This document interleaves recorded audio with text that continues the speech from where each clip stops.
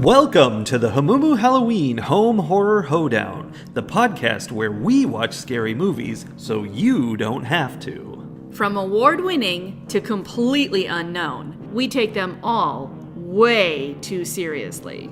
I'm your host, Mike Hummel. And I'm your host, Solange Hummel. Now, warning, we use a ghoulish number of spoilers, so watch the movies first. Second warning, we don't know anything about anything, so don't take us seriously as we take these movies seriously.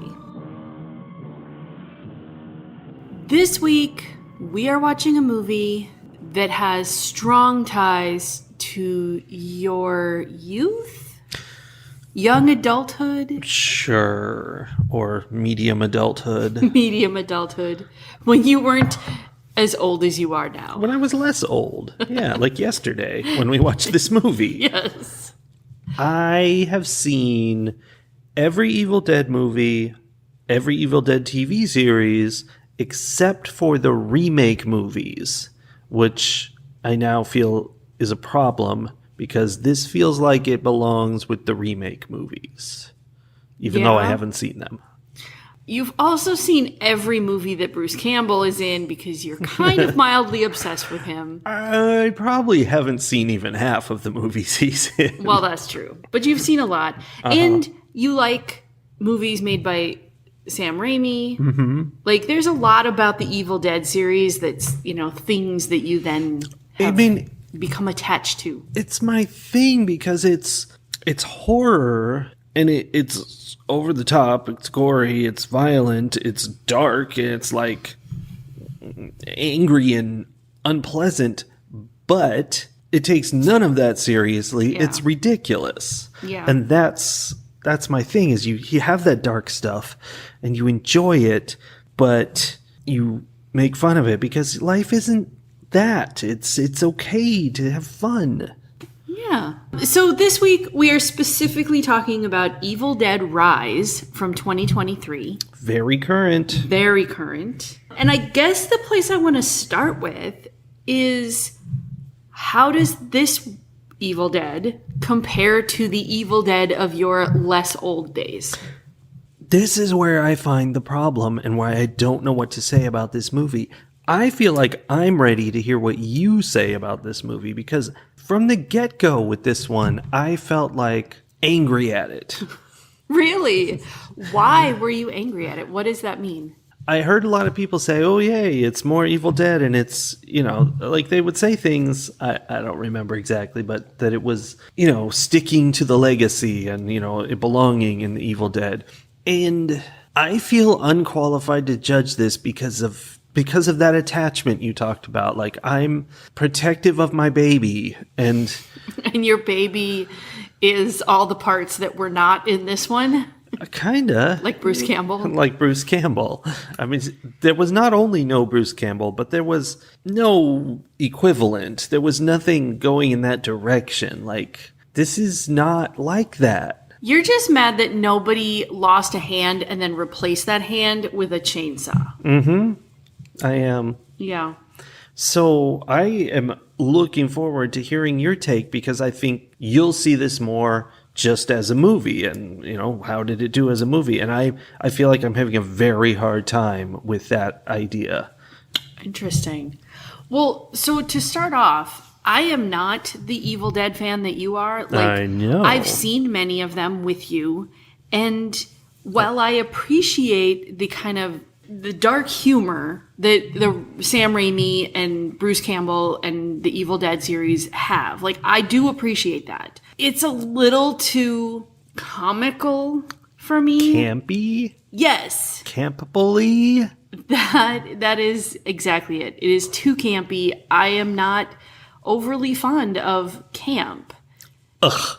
I know. Girlfriend. I'm not overly fond of camp in any sense of the word. I didn't go to sleepover camp. I don't like camping. I don't Sometimes like when you're movies. out camping, motorcycle demons will drive up and possess you. Yeah, none of that is fun. I don't like any of it. No, I've never felt that attachment to the Evil Dead movies because they're just not at all my kind of movie. So I tolerate them, but I have never, wanted to see an Evil Dead movie. So it's interesting to me that I got to the end of this movie and was like, oh, okay, I see how this is an Evil Dead movie. Like it stayed true to like visually, like the colors and everything. The fact that so many of the people by the end of the movie were completely coated in blood. They were just solid red from just head to toe. completely red is a very Evil Dead visual to me. Yeah. You know, it was gory to the right level. It matched the previous Evil Dead. It had the same kind of like creepy darkness. It was obviously the same kind of scary, you know, possession and you know, weird culty religion stuff. But at the same time, I was able to connect with these characters in a way that I've never really felt like I connected with the Evil Dead characters in the past. Bruce Campbell. I literally have never cared about any of the people in Evil Dead movies dying. Like, I'm just like, whatever. These people are all movie fodder to me. And in this movie, I actually cared about the relationships between the different characters. Well, that's something interesting about this movie that I thought was almost like sacrilegious, was most of the characters are children and they get possessed and die and get torn to pieces and all of that. Not only that, but like at the beginning, you know, it was the two sisters, the really responsible older sister and the goofball younger sister who's always getting into trouble and has to have her older sister save her. Like it was that dynamic. Only now the older sister's having some trouble and there's, you know, that's kind of getting flipped on its head. I liked that. I thought I bought into it. I liked that they were both kind of like punk rock kind of girls. Yeah. Women. They were grown women. I liked that all the kids were kind of like had clearly been raised in that sort of like free range child kind of punk rock style. And that there were strong relationships between all of them. And then I was like, oh, here it is. Mom dies. Aunt, who doesn't have children and doesn't know if she wants to have children, is now in charge of children. Like, ooh, this is so, like, I know how this goes. And then she failed miserably. She was supposed to take care of those kids. The last thing her sister said to her before she became completely taken over by the demon was, don't let it get my babies. That's true. Like, literally, that was the last thing she said. And within 5 minutes, one of the babies was gone. And the oldest daughter. That's what you expect from a movie is, okay, these are children. They're going to be fine. And, you know, the story is going to be about her, like, sacrificing herself to save them or something. But no, she would not pay attention to them leaving the room and they'd get eaten by a demon. Possessed by a demon. Surprise. Now she's standing on the stove eating a wine glass. Like, I don't know. I mean, that's normal children behavior, though. There is a part of me as a childless adult who has grown past the point of wanting my own children or feeling the need to have my own children to the point where children are a little baffling to me and overwhelming and too noisy and you know, all of that. There is a part of me that related to that. Like, yes, all of this insanity that is happening is sort of what it feels like when I spend a lot of time with children. But yeah, I thought it was fun that they took that trope of auntie has to take care of the kids now, learn how to be a good mom. And she didn't even have the chance to learn how to be a good mom. She, like, it was one afternoon and it was done. Yeah. I mean, the little girl got away, right? No. No? Nope, because I have a note at the end that says, and she loses Cassie. But maybe that was... No, I think Cassie came back. They all come back. They come back wrong. No, I thought she had lost Cassie. But then... So there's a misdirect where we think Cassie gets... I forget how. We think Cassie gets taken. And then Cassie comes back and helps her wood chip the monster. Yeah. Spoilers. With Chekhov's wood chipper, because we saw that thing early on. Yeah, Chekhov owns a lot of lawn and landscaping supplies. Yes, he does. Why? Why did they have a wood chipper in the basement of their condemned building? Well, I'm going to tell you, Soli. Okay. It's not a condemned building. It's a dumpy building. It was a condemned building. They Whatever. had to leave at the end of the month because they were going to tear it down. But they lived there, and so did several other families, one of which was somebody who runs a landscaping business. And his wood chipper was parked in the parking garage. Do we know that, or are you making that up? I'm making it up. Okay. But I it feel makes better. perfect sense. Okay, except that I feel like we know exactly who still lives in this condemned building. It's Ellie and her 3 kids. It's the 2 kids with their nurse mom who was working night shift and we never saw her, who lived down the hall. Yeah. One of them has a crush on Ellie's oldest daughter. Mm-hmm. It's the old guy, Mr. Fonda. Who runs a landscaping business, as we know. I mean, it's possible. He had the chainsaw, I think. And he had a shotgun. Which he never once called a boomstick, which is Yeah. disappointing. I'm sorry. And then there's the young guy, Gabriel, who I think had a crush on Ellie. Like, I think he was, like, thinking he was going to slide in now that Ellie's husband had left. But I don't know. Maybe he was just a nice guy. It's hard to tell with movies whether Yeah. what they're trying to show. And then there's Jessica, who is from the prologue and the epilogue, but doesn't that's actually all have she's anything to in, do with yeah. the action. She literally never shows up during the action of the movie, which I thought was really funny because I had completely forgotten that she existed. Yeah. So, I don't know. Do you think those 2 kids run a landscaping business? Yeah. Yeah, to go back, though, I liked the way they flipped that trope on its head and made it completely different. And I don't want to say that I like watching children be murdered. That sounds a little sketch. But I did think that the fact that it went in a completely different path than you would expect, given how movies usually go, gave it kind of a refreshing, like, unique storyline. Like, I felt like this was a new story, but with the very strong feel of an Evil Dead movie. Yeah. You don't know who's going to live or die because they make it very clear that anybody's at risk. And this evil is very contagious.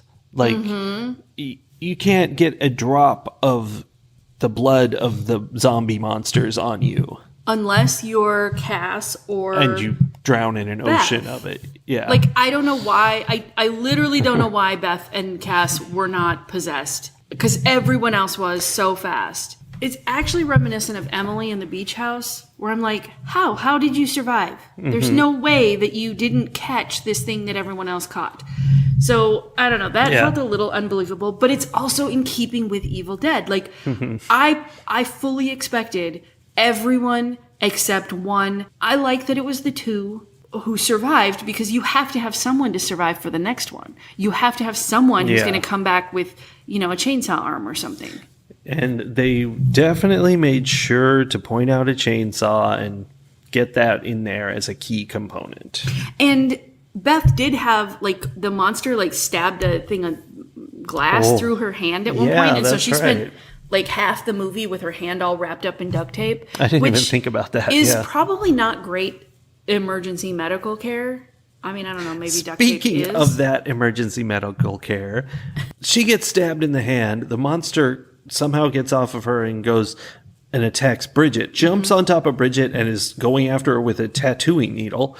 To the eyeball. To the eyeball, like you do. And rather than run over and save her, here's those mom instincts...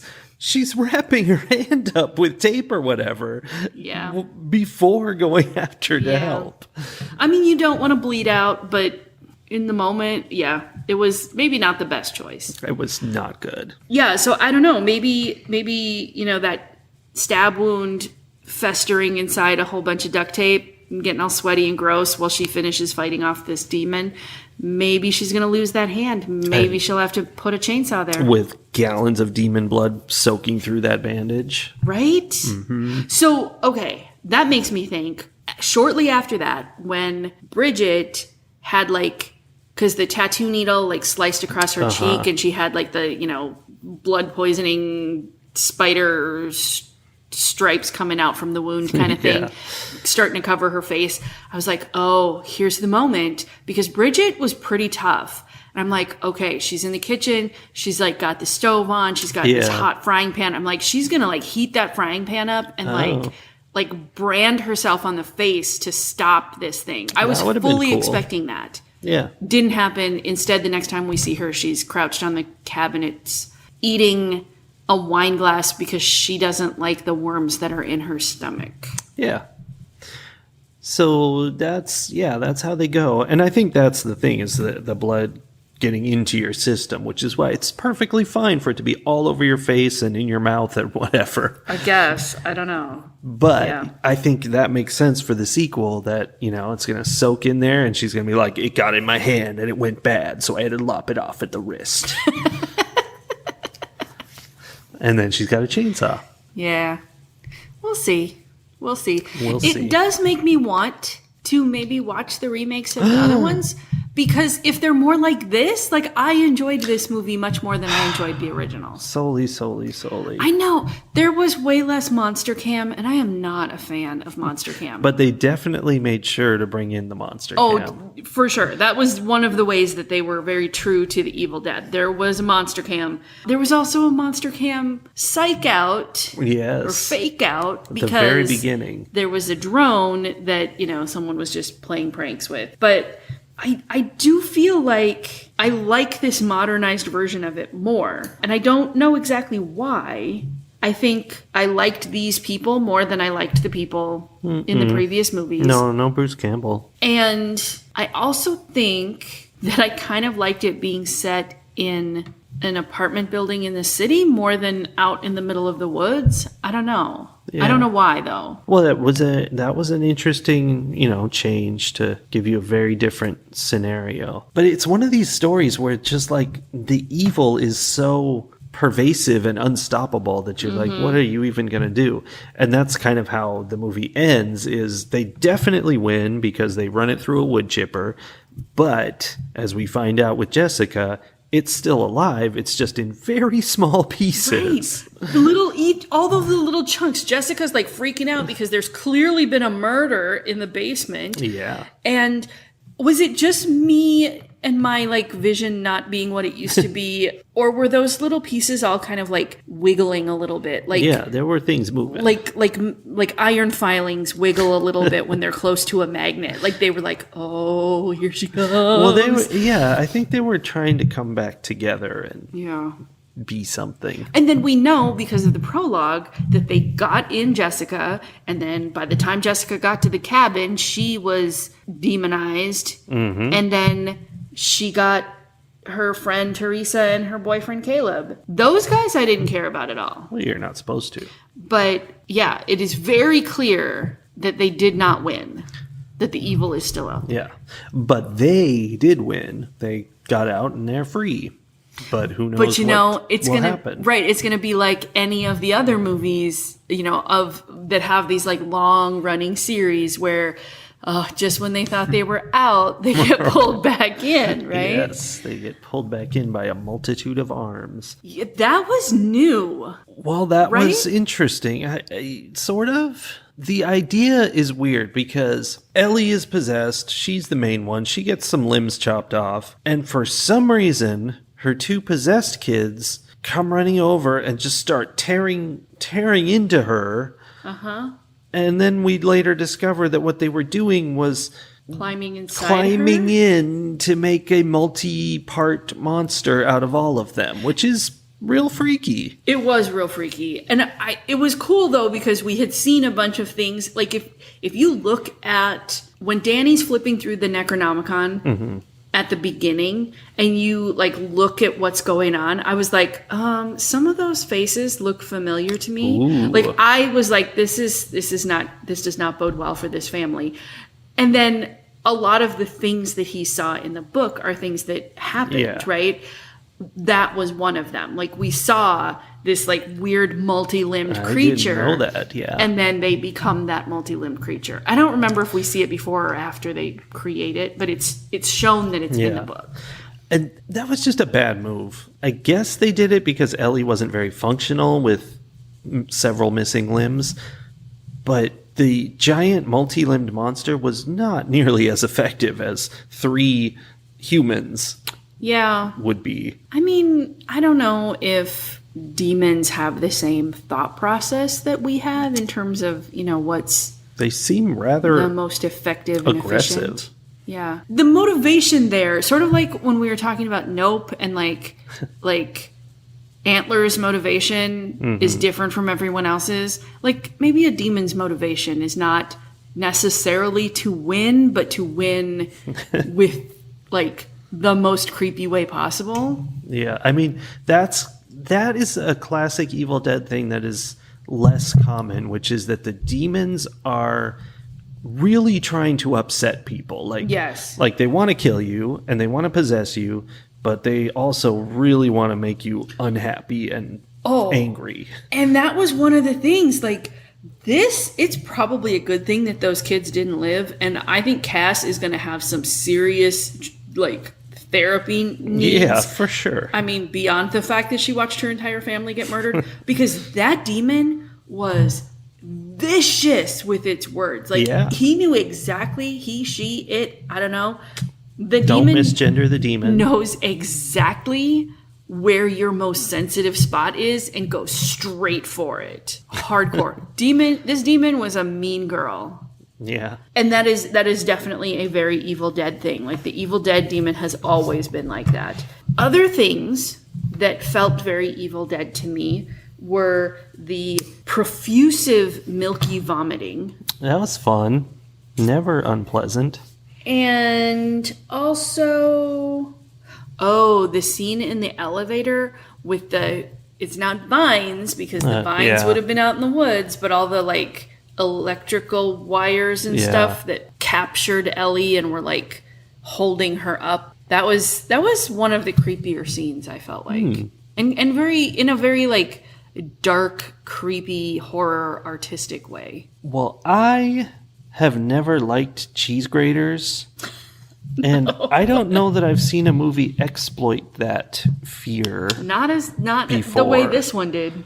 I mean, it's not even that bad technically. It's just like scraped on her leg, but but it made my stomach hurt for sure. You don't want to get grated. Nobody does. Everyone goes for the easy one, which is the mandolin. Yeah. And that's obviously everyone knows a mandolin is deadly. Everyone knows a paper cutter is deadly, right? Yeah. But, Sam Raimi, he went a layer more and went for the cheese grater. Gotta respect it. Ugh. Gotta respect it.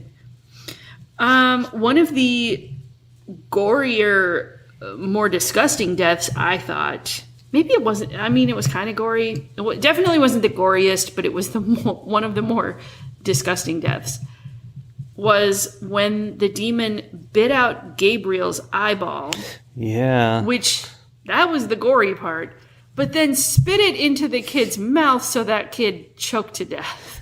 That's very classic Evil Dead. Of course, there was also an eyeball cam for that. Of course.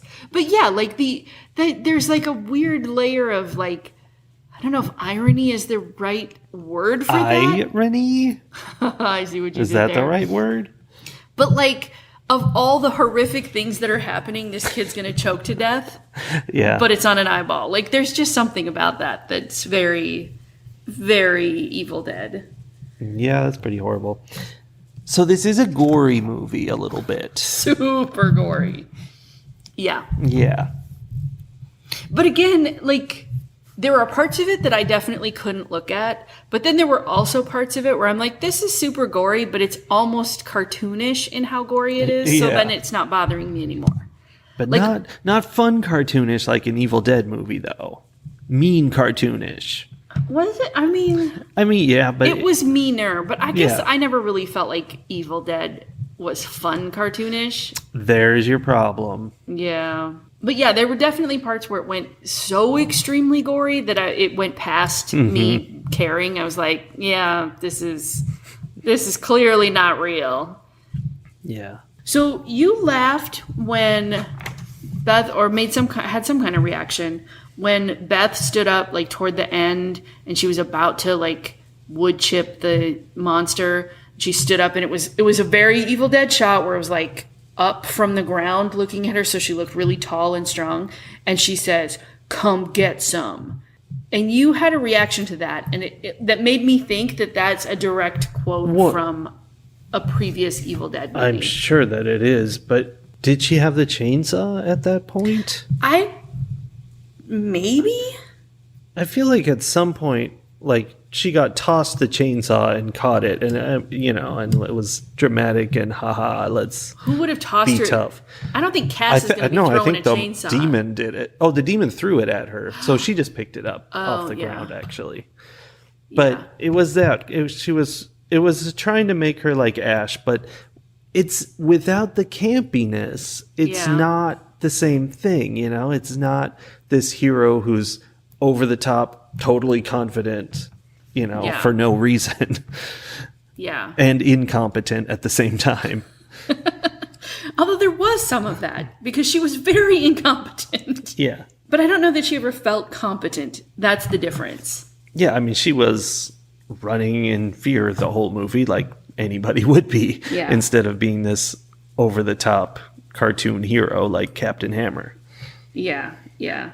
And I think that is fundamentally what the difference is. Like, those Evil Dead movies of the past, which Evil Dead 1 is quite a bit different, but the Evil Dead 2, Army of Darkness, and especially Ash vs. Evil Dead, the series, which is my favorite, it's kind of like a superhero story, except the superheroes don't have any superpowers. They're just as confident as superheroes. For no reason. As weirdly successful as superheroes. Like, they'll whip out a chainsaw and they'll beat a room full of demons because they do. But almost more in a, what's the, who's the superhero who was with Deadpool, who's like just super lucky all the time? Oh, Domino. Yeah. It's like that. Like, there's no, Yeah. It's just the fates are like, yep. Well, I that's mean, how it's going to play that's out. part of the story too, is that like Ash is like the chosen one or something, and so for some reason he is, he's like the Slayer, but he's not actually competent. He's just really full of himself. Yeah, and that's a really fun, goofy story. Which none of that was in this. This is just like a standard horror movie, except that the demons are really over the top and crazy. I feel like it would have been interesting to see, because there's a part of me that is like, oh, well, that's what happens when you make the main characters women instead of middle-aged white dudes. It makes me think, though, I mean, like you could have done goofy, over the top. Well, that's the thing. I would have self-confidence. kind of enjoyed then seeing Beth be that person, and she's just like fumbling her way through her life, and it just keeps kind of working out enough. But I'm going to throw some controversy in here. Okay, bring I'm it. just going to get right in here by the microphone. Let's get real close. Yeah. Here's the thing. I'm not an incel or anything. I'm concerned about where this is going. But when Doctor Who became a woman, she became so much less competent and so much less confident. And that was all in the writing. And it's kind of that same thing. It's like the male writers were like, well, we can't have a woman be feeling good about herself and thinking she knows what she's doing. So the stories got a lot less fun in that season. It might even, in both of those cases, it might even be even less insidious than that, or maybe more insidious, I don't know, where they're not doing it intentionally. They're just like, how would this character behave? And because of all of the training that we have coming at us every moment of every day about how men behave and how women behave, like, they can't even conceive of a woman behaving in that same ridiculous way. Yeah. Because that's not how women are socialized. And I think in Doctor Who, that's just bad writing, because she is the same person. So she should have the same skills and the same confidence. Right. I mean, I think in both situations, it's being influenced by outside things unintentionally, like that you don't necessarily realize you're being influenced, but that you're having the character make different choices strictly because of what they look like now. Yeah. is sure. is interesting. Although, Is I mean, interesting. in this case, I think a big part of it is they were like, we're doing a new thing. We're doing a darker Evil Dead, not so silly, not so campy. But it also happens to work out that this time it's a girl and girls can't do things with chainsaws. Girls aren't so campy. Yeah. Girls don't like camping. The next Evil Dead movie is going to be glampy. Glamping. They could totally do that. That would be a good one. A glampy movie? Well, yeah, just like, it's they're out in the woods and, the creepy cabin in the woods, but they're not.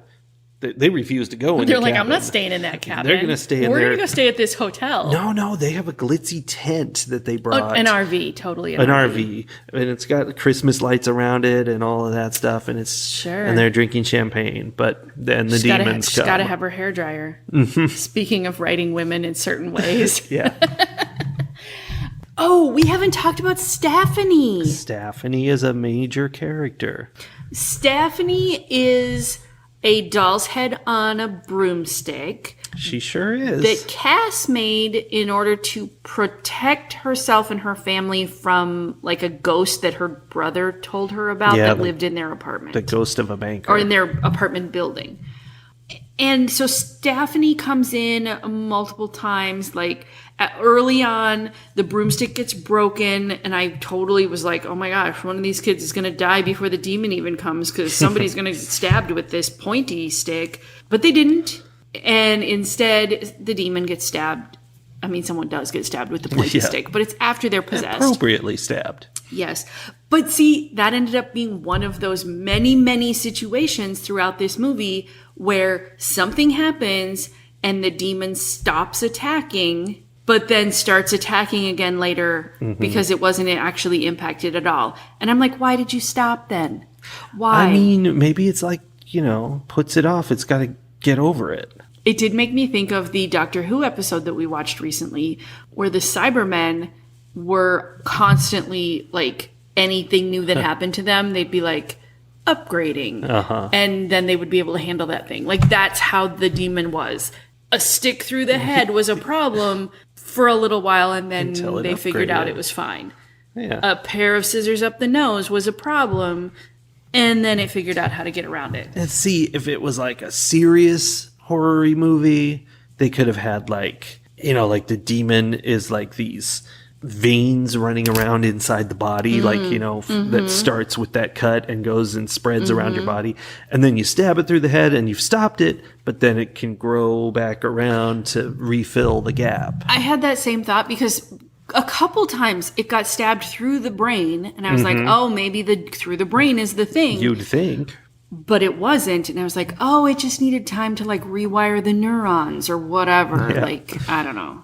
Yeah, it's all very scientific. It's very sciencey.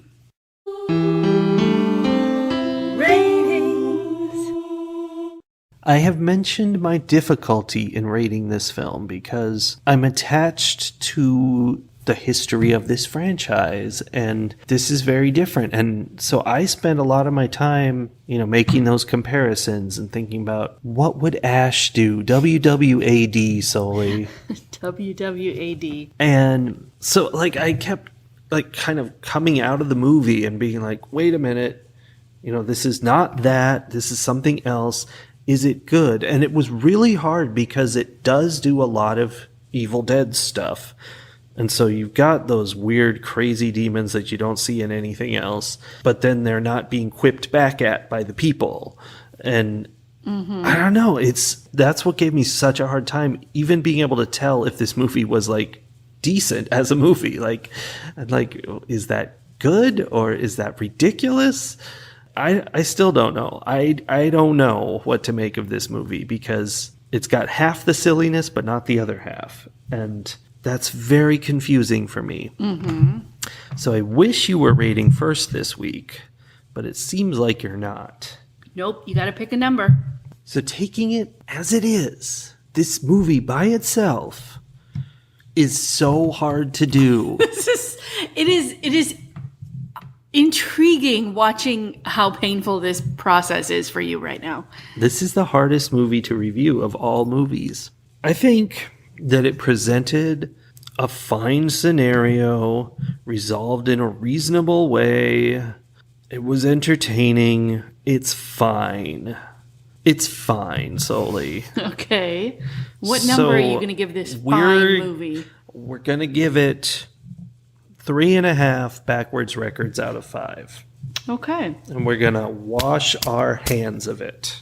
Okay.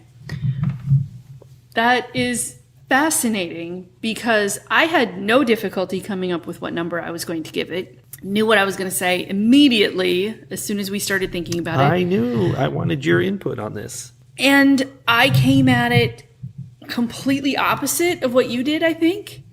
I don't know. I enjoyed a lot of things about this movie. I liked the characters. I thought it was a very well done movie. I mean, Sam Raimi is amazing. He just does. He just does.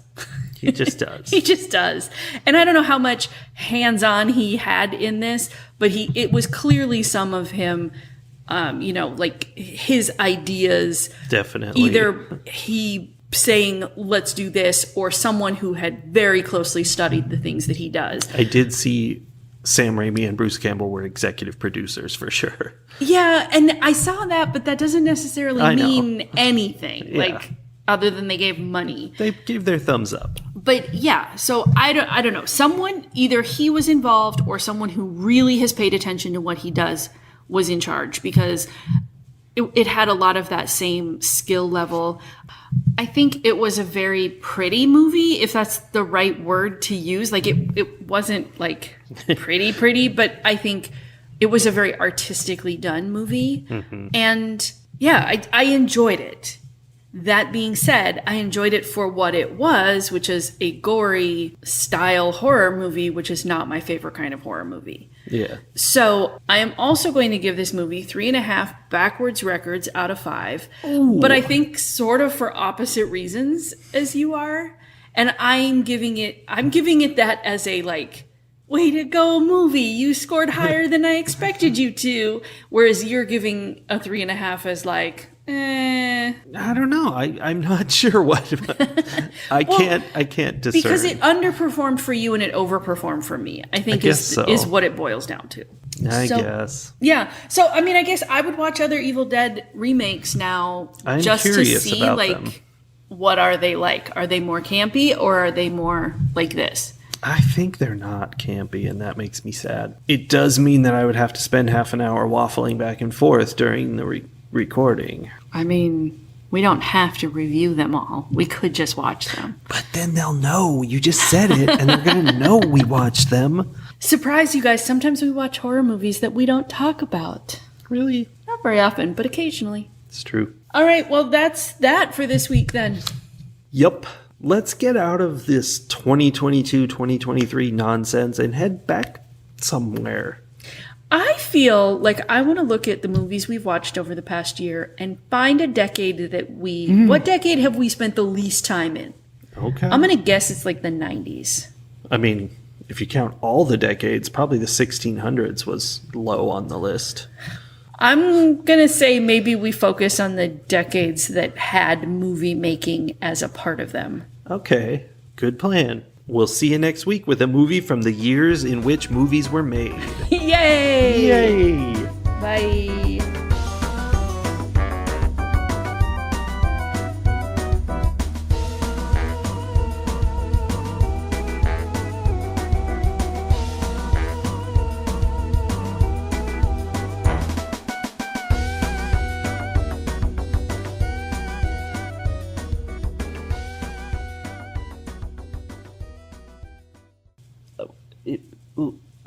It made me say a thing.